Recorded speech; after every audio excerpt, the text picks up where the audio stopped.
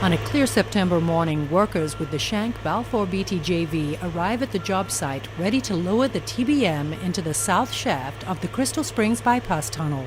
Assistant Construction Manager Sarah Wilson with Jacobs Associates explains the key aspects of the project. The TBM was manufactured here on site. The major components were obtained from other sources. Hitachi Zosen and Osaka manufactured the TBM shield and cutter head. Herring Connect provided the cutters, and the team on site here then manufactured it, fully assembled it, and tested it. And to my knowledge, Mike Shank is the only major tunneling contractor who does this.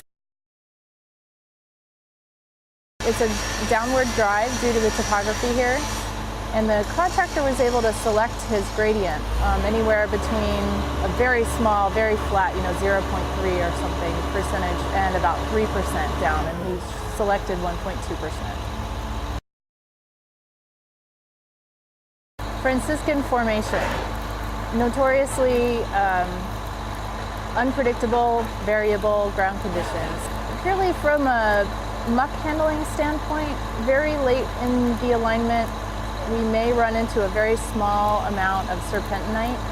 Serpentinite is characterized often, although not always, by a couple of different heavy metals and by the potential for naturally occurring asbestos. So that may present some special handling considerations, and it may also contain a higher clay content than preferred for this type of machine.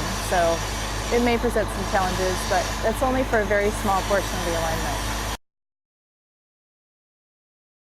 The shaft is 155 feet deep and 32 feet in diameter. It was mechanically excavated in the upper portion and supported by ring steel as well as soldier piles and lagging.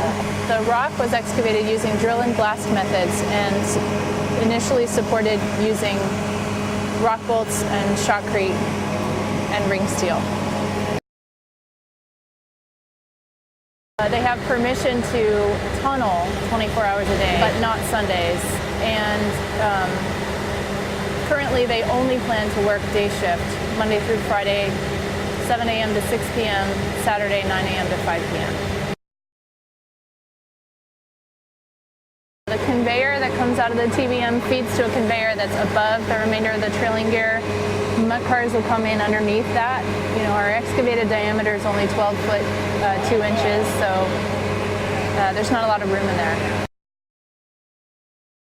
130 feet long, excavated by drill and blast methods in July and August. And then there's a tail tunnel 56 feet long. The beginning of the starter tunnel will have 2 parallel tracks so that as soon as the full muck train comes out, a new train can go in carrying precast concrete segments. The muck's being handled through the TBM on a conveyor belt and then loaded onto muck cars, which are then lifted out of the shaft. There's an incentive in the contract for the tunnel to be completed within 175 days of it beginning. Tunneling is expected to begin at the end of October 2009 with a completion date of September 2011.